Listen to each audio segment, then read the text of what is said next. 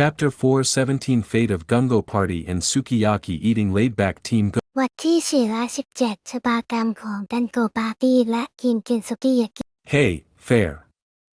Shouldn't we go to the lower floors soon? เฮ้ยแฟร์เราควรจะลงไปชั้นล่างในเร็วนี้ไม่ใช่เหรอ Mew, I suppose so. We have a decent amount of meat now, but ฉันว่าอย่างนั้นตอนนี้เรามีปริมาณเนื้อในปริมาณที่เหมาะสมแล้วไป you say that, but we'll never leave this floor if we keep on hunting for meat. เฟิร์นพูดอย่างนั้นแต่เราจะยังไม่คงออกจากชั้นนี้ถ้าเรายังคิดล่าเนื้อต่อไป Fine, this is a good floor for gathering meat, but it lacks excitement. ถ้าดีที่นี่เป็นที่สำหรับเหมาะสมในการล่าเนื้อแต่ไม่มีความตื่น Heh, you're right. Oh. Onwards to more excitement. เฮ้ยคุณพูดถูกไปสู่ความตื่นเต้นที่มากขึ้น As you may have noticed, I, Mukuda, their supposed master, ดังที่คุณจะสังเกตเห็นฉันมาคุดะน่าจะเป็นมาเต้ของ have no say whether to proceed or not. ไม่ต้องบอกว่าจะดำเนินการต่อไปหรือไม่ I'm just extra luggage to them when it comes to dungeon challenge related decisions. ฉันเป็นแค่สัมภาระของพวกเขาเมื่อพูดถึงการตัดสินใจท้าทายดันเจียน Shall we head for the boss room? I asked rhetorically. เราจะไปท้าทายที่ห้องบอสไหมฉันถามดูท่าที We'll hunt down as many as we can. Dora, Sway, I'll leave it to you. เราจะล่าให้มากที่สุดเท่าที่เราทำได้โดล่าซุยฉันจะปล่อยไว้ให้คุณ Oh. Yay meat. นี่ใช่ Naturally, we mowed down all the gigantic minotaur we saw until we reached the boss room. โดยปกติเราจะกำจัดมิโนทาร์ที่เราเห็นทั้งหมดจนกระทั่งถึงห้องบอส How odd, I studied the heavy door and tried to push it open. ฉันศึกษาประตูที่หนักและพยายามที่จะดึงมัน It refused to open no matter what I did, not even with earth magic. มันปฏิเสธที่จะเปิดไม่ว่าฉันจะทำอย่างไรก็ตามแม้เปิดเวทเมจิครับ Hey, do you think someone's in there? เธอคุณคิดว่ามีคนอยู่ในนั้นหรือเปล่า There's that one party. ว่ามึงมีหนึ่งปาร์ตี้ Oh yeah, those guys, Dora-chan snickered. ใช่พวกนั้นดาวและจางหัวเราะคิกคัก If they are in there, we have no choice but to wait for the door to open. หากพวกเขาอยู่ที่นั่นเราก็ไม่มีทางเลือกนอกจากรอให้พวกเขาเปิด Fair grumbled. แปรบุญ There's no saying how long the door will stay closed after the battle is concluded either, I sighed. ไม่มีการบอกหน้าประตูจะปิดอยู่นานเท่าใดหลังจากการต่อสู้สิ้นสุดลงไม่ว่าจะอยู่เคียงข้างกันก็ตาม Indeed, cooldown time is something rather inconvenient. อันที่จริงแล้วเวลาพักเครื่องเป็นสิ่งที่ค่อนข้างไม่สะดวก But I guess it can't be helped. แต่ฉันคิดว่ามันช่วยไม่ได้ We already had to wait about 2 hours on one of the floors. เราต้องรอประมาณ2 ชั่วโมงบนชั้นในชั้นหนึ่ง Who knows how long we'll have to wait for this one? ใครจะรู้ว่าจะต้องรอนานแค่ไหน Well, since we have to wait anyway, there's no point hanging about here. แล้วไงล่ะในเมื่อเรายังต้องรอเจงไม่มีประโยชน์ที่จะอยู่ที่นี่ Let's keep hunting. มาล่ากันต่อเถอะ Let's take a break instead and come back here tomorrow. พักก่อนแล้วกลับมาที่นี่พรุ่งนี้ดีกว่า I know I said hunting, but really, I'm basically just the local litter picker. ฉันรู้ว่าฉันพูดว่าการล่าสัตว์แต่จริงๆแล้วฉันเป็นเพียงคนเก็บขยะในท้องถิ่นเท่านั้น Even so, it was quite tiring picking up drop items after my familiars, so I was happy to have a break. ถึงกระนั้นมันก็ค่อนข้างเหนื่อยที่จะเก็บไอเทมดักตามเพื่อนของฉันดังนั้นฉันจึงมีความสุขที่ได้หยุดพัก Where's the nearest safe area? พื้นที่ที่ใกล้ที่สุดอยู่ที่ไหน As soon as we reached the safe area, I checked my item box. ทันทีที่เราไปถึงพื้นที่ปลอดภัยฉันก็ทำเครื่องหมายที่กล่องไอเทมของฉัน What should I make? What should I make ฉันควรทำอย่าง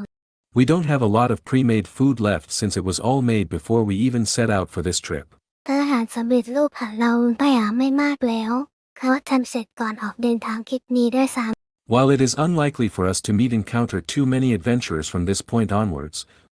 แม้ว่านับจากนี้ไปจะไม่น่าจะพบเจอกับแกนจนไทยมากมายนัก My familiars like to run through the dungeon as quickly as possible, which meant meal times had to be quick too. ถึงครอบครัวของฉันดูเหมือนจะวิ่งผ่านดันเจียนให้เร็วที่สุดซึ่งก็หมายความว่าเวลาอาหารจะต้องเร็วขึ้นเช่นกัน Still, since we took a break early, I have time to make more stuff after dinner. แต่เนื่องจากเรามีเวลาพักเร็วทำให้ฉันมีเวลาในการเตรียมอาหาร Everyone wants gigantic minotaur again, right? ทุกคนอยากจะมีนินาทอยักษ์อีกครั้งใช่ไหม Should I make sukiyaki? Well, I want to eat it. ฉันควรทำสุกี้ยากิไหมนะ ฉันอยากจะกินมัน Let's go with that. เอาอย่างนั้นกันเถอะ Having decided, I opened up Net Super and bought the necessary ingredients for a sukiyaki, aside from the meat, of course. เมื่อตัดสินใจได้แล้วฉันก็เปิดเน็ตซูเปอร์และซื้อส่วนผสมที่จำเป็นสำหรับสุกี้ยากิ Aside from the meat, of course. Let's see. นอกจากเนื้อแล้วแน่นอนมาดูกันเอาล่ะ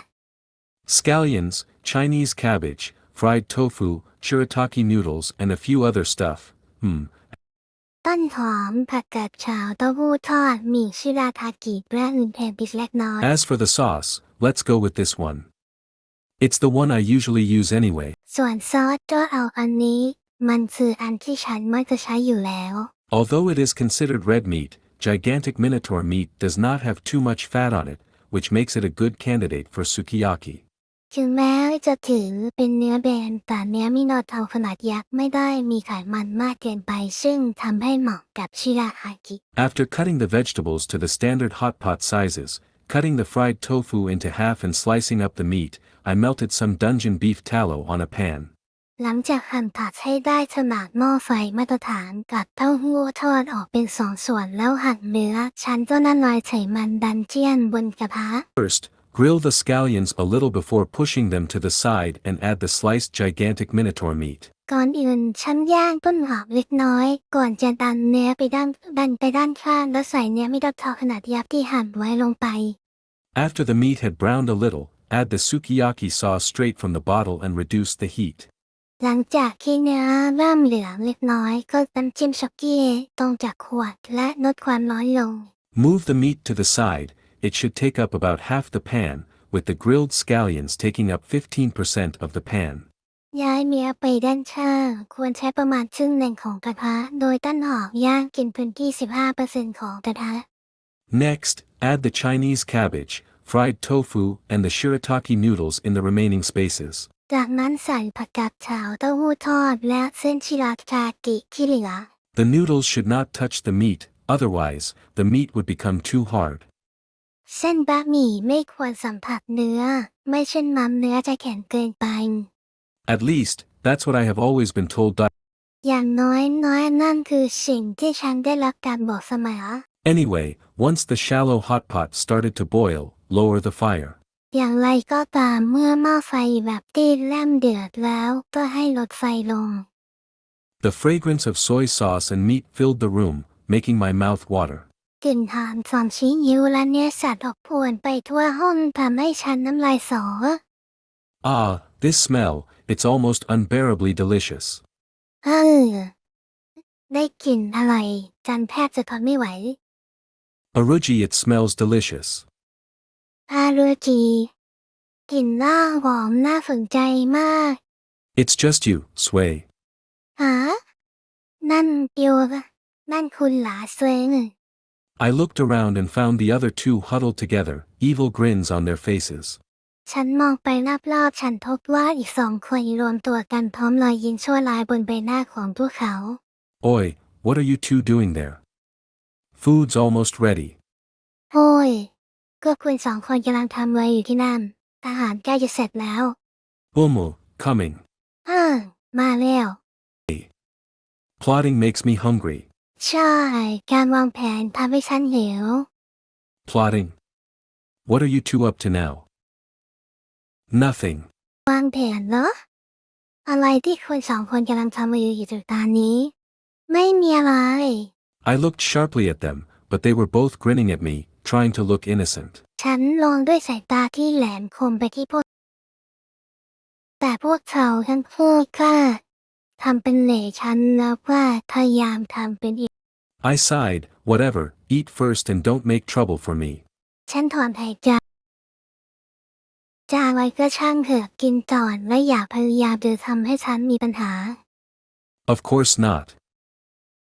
We'd never. ไม่แน่นอนเราไม่เคย They were still grinning evilly at each other, but it was not like I have the time to interrogate them. พวกเขายังคงยิ้มอย่างชั่วร้ายใส่กัน แต่ก็ไม่ใช่ว่าฉันจะมีเวลาสักถามพวกเขา Besides, what kind of trouble could they get into here? นอกจากนี้พวกเขาจะประสบปัญหาอะไรจากกิน I quickly served up the sukiyaki onto bowls of rice, cracking a couple of eggs on as topping before handing them out. ฉันรีบแสบสุกี้ยากิใส่ชามข้าวโดยตอกไข่2-3 ฟองไว้โรยหน้าก่อนจะแจกให้ Right, here you go. Moo, โอเคเชิญคุณนาย moo, this smell is familiar. ม้าวกลิ่นนี้คุ้นเคย I served it to you before. It's sukiyaki. ฉันช่วยเสิร์ฟให้คุณมาก่อนมันก็คือสุกี้ยากิ I think I made it with wyvern meat last time. Minotaur meat seems like a good choice for this dish. ฉันคิดว่าฉันเคยทำมันด้วยเนื้อไวน์เวิร์นครั้งที่แล้วเนื้อมิโนทอร์ก็ดูเหมือนจะเป็นตัวแนบที่ดีสำหรับอาหารจานนี้ Ooh, I like it, especially with the raw eggs. อ้าวฉันชอบมันโดยเฉพาะกับไข่ดิบ It's sweet and salty and creamy. Sway likes it. มันหวานและเค็มและมันซุยชากมัน Umu, it's good. โอ้มและเอ็นน่ะโอ้มละมันดีอันนี้มัน Well, can't go wrong with sukiyaki when I have good meat and good sauce at hand. เวลมันเป็นสุกี้ยากิไม่ผิดแน่นอนเมื่อฉันมีซอสและเนื้อที่ดีอยู่ในมือ My personal sukiyaki had a lot more rice and a lot less meat. สุกี้ยากิส่วนของฉันมีเนื้อน้อยกว่ามีข้าวน้อยกว่าแม่ I cracked a single egg on my portion, mixed the runny eggs in with the meat and scooped up a good mouthful of rice, meat and eggs and delish. ฉันตอกไข่ใส่ช่องในจานผสมไข่ที่ไหลเข้ากับเนื้อแล้วตักเนื้อเข้าแล้วไข่เต็มชามแล้วอันนิดไหลฉันตอกไข่ใบเดียวกันด้วย2 ฉาก Cool, delicious. It might be a little low class, but I can't stop eating it. ฉันเชียงอร่อยถึงแม้มันจะน้อยไปนิดแต่ก็ไม่สามารถจะหยุดกินได้เลย The umami of the meat, the sweetness of the sauce and vegetables, the creaminess of the egg all on a lovely bed of rice. มีความอูมามิของเนื้อและความหวานของซอสและผักความชิมของไข่ทั้งหมดอยู่บนเตียงข้าวที่สวยงาม Oi, seconds. Eggs and meat only. เฮ้ยจานที่2หน่อยไข่และเนื้อเท่านั้นนะไม่เนื้ออย่างเดียวหยุดก่อนสิ It might be delicious, but sukiyaki meat only is a bit. มันอาจจะอร่อยแต่สุกี้ยากิที่มีแต่เนื้ออย่างเดียวนี่มัน Sounds awesome. I want meat only too. ฟังดูยอดเยี่ยมฉันต้องการเนื้ออย่างเดียวด้วยซุยด้วย No way, the vegetables would just go to waste if you eat like that. ไม่มีทาง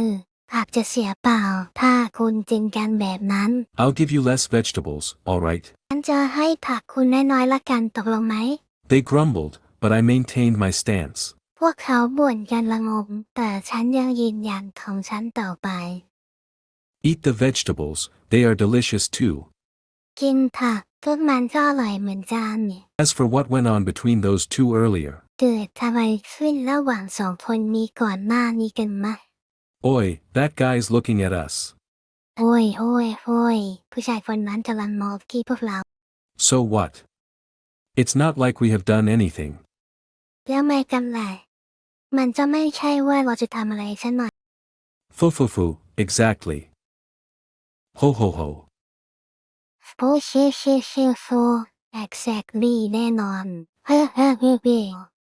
People who challenge dungeons should be prepared for death. ผู้ที่ท้าทายดันเจียนควรเตรียมพร้อมสำหรับความตาย People who challenge dungeons should stay on floors that match their strength. คนที่ท้าทายดันเจียนควรอยู่บนพื้นที่ที่เหมาะสมกับความแข็งแกร่งของพวกเขา Stupid people who decide to kill others should be prepared to be killed. เจ้าคนโง่ที่ตัดสินใจที่จะฆ่าคนเองสมควรที่จะเตรียมตัวที่จะถูกฆ่า I'm all for that. That why you didn't open the door? ทั้งหมดของฉันคืออย่างนั้นนั่นทำไมเป็นเพราะเราจะต้องเปิดประตูให้มันไง If they haven't tried to kill our master. I could have tried using lightning magic on the door. ถ้าพวกมันไม่พยายามจะฆ่ามาสเตอร์ฉันคิดว่าจะลองใช้เวทมนต์สายฟ้า Lightning magic works. เวทมนต์สายฟ้ามันทำงานได้อย่างนั้น Perhaps, according to the magic lines. บางทีตามความคิดของนักเวทมนต์ It's not like we make them enter the room, ha ha ha. ใช่เหมือนพวกเราให้พวกเขาเข้าไปในห้องซ่าค่ะ It's not like we trap them inside either, kukuku. มันไม่ใช่ว่าเราจะขังพวกเขาไว้เชื่อไหมซะหน่อยคือนั่นแหละหัวเฟอ Oi, what are you two doing there? Food's almost ready. พวกนายสองคนไปทำอะไรอยู่ตรงนั้นอาหารใกล้จะเสร็จแล้ว While Mukuta's party was enjoying gigantic minotaur sukiyaki. ขณะที่ปาร์ตี้ของนักฟูดะกำลังเอนจอยกับมินาทอร์ยักษ์อยู่ที่เป็นชายทำสุกิยากิ Nobody said anything about this. Where are all these monsters coming from? ไม่มีใครพูดเกี่ยวกับเรื่องเหล่านี้แต่ประหลาดเหล่านี้มาจากไหน It's nothing like the reports. Determined-looking female adventurer was looking very terrified as she screamed hysterically at the room in general. มันไม่มีอะไรเหมือนในเรื่องมอนเตอร์พวกนี้มันมาจากไหนมันไม่เหมือนในเรื่องผจญภัยเหย่ที่มุ่งมั่นและหวาดกลัวมากขณะที่เธอกรีดร้องอย่างบ้าคลั่งที่ห้องทั่วไป This is impossible, we have to escape. มันเป็นไปอย่างนี้ไม่ได้เราจะต้องหลบหนี Female elf had already run back on swift feet to the door. เขาวิ่งกลับอย่างรวดเร็วไปที่ประตูแล้ว However, when she tried to tug and push at the door, it would not move. อย่างไรก็ตามว่าเธอพยายามดึงและผลักประตูมันก็ไม่ขยับ It won't open. It's not opening. มันไม่ยอมเปิดมันเปิดไม่ได้ Put your back to it. Determined-looking female adventurer threw herself at the door. ตอนข้างหลังใส่มันนักพยนต์ชายเหยื่อก้มมันพุ่งตัวเองไปที่ It's useless. The door would not open until the fight ends, leader shouted. He had not taken his eyes off the gigantic minotaurs in front of him. มันไม่มีประโยชน์ประตูจะไม่เปิดจนกว่าการต่อสู้จะจบลงผู้นำตะโกนเขาไม่ได้ละสายตาจากมิโนทอร์ยักษ์ที่อยู่ตรงหน้าเขา There were 12 gigantic minotaurs in the boss room. มีมิโนทอร์ขนาดยักษ์12 ตัวอยู่ในห้องบอส Somehow, they had already managed to destroy one minotaur each. However, it was not without some major sacrifices. อย่างไรก็ตามพวกเขาได้เตรียมตัวที่จะมาทำลายมิโนทอร์ยักษ์อย่างไรก็ตามก็ไม่ได้ปราศจากการเสียสละครั้งใหญ่ Cold sweat was dripping off leader's head. เย็นหยดลงบนศีรษะของผู้น If we cannot escape, our only hope is to defeat these monsters. ำหากเราไม่สามารถหลบหลีได้ความหวังเดียวของเราก็คือการเอาชนะสัตว์ประหลาดเหล่านี้ For those who wish to leave this place alive, brace yourselves. สำหรับใครที่อยากจะออกไปจากที่นี่แบบมีชีวิตเตรียมตัวให้ดี หมอใคร The roars of the gigantic minotaurs echoed in the room. มีหน้าทอขนาดยักษ์เสียงคำรามดังก้องอยู่ในห้องเกียง I'll kill you, I'll kill you. Large beastman adventurer howled as he tried to psych himself up. ฉันจะฆ่าแกนักผจญภัยชายสัตว์ร้ายตัวใหญ่ส่งเสียงร้อนขณะที่เขาพยายามสะกดจิตตัวเอง His hands tightened around the handle of his axe. มือของเขากระชับล่ามหวานของเขา I won't die here. I'll clear this dungeon and take the honor and money I deserve. ฉันจะไม่ตายที่นี่ฉันจะเคลียร์ดันเจียนนี้และนับเกียรติและเงินที่ฉันสมควรได้นับ Slender adventurer with the one-handed sword yelled. นักผจญภัยผอมมันที่มีดาบมือเดียวร้องตะโกน We'll definitely survive this. Let's do it, all right. Tamer said to the red-furred tiger. เราจะต้องลาดไปอย่างแน่นอนมาซ้ำมันเถอะแทมเมอร์ทูตจับเสียขนแดงของเขา I don't want to die. I don't want to die. I refuse to die in a place like this. Not so determined looking female ฉันไม่ต้องการที่จะตายฉันไม่ต้องการที่จะตายฉันจะไม่ยอมตายในที่แบบนี้ Not so determined looking female adventurer muttered to herself. นักผจญภัยผู้หญิงที่มุ่งมั่นดูไม่มั่นใจตัวเองพูด I need to calm down. I won't die, definitely won't. Female elf took a deep breath as she tried to work out a way to survive the situation. ฉันจะเป็นตั้งสงบสติอารมณ์ฉันจะไม่ตายฉันจะไม่แน่นอนเอลสาวสูดหายใจเข้าลึกๆขณะที่แทพยายามหาทางเอาชีวิตรอดจากสถานการณ์นี้ We'll definitely win. The leader shouted. เราจะชนะอย่างแน่นอนผู้นำตะโกน The adventurers and the gigantic minotaurs collided. พวกนักผจญภัยและฝูงมินิทอร์ยักษ์ปะทะกัน There was an explosive sound of iron clashing against iron, the howls of the monsters mingling with the screams of the adventurers. มีเสียงระเบิดของเหล็กกระทบกับเหล็กหอนเสียงหอนของสัตว์ประหลาดปะปนไปกับเสียงกรีดร้องของนักผจญภัย Within the center of the boss room, only 4 gigantic minotaurs remained standing. ในท้ายที่สุดภายในใจกลางห้องบาสมีมินิทอร์ขนาดยักษ์เหลือ4 ตัวเท่านั้นที่ยังคงยืนอยู่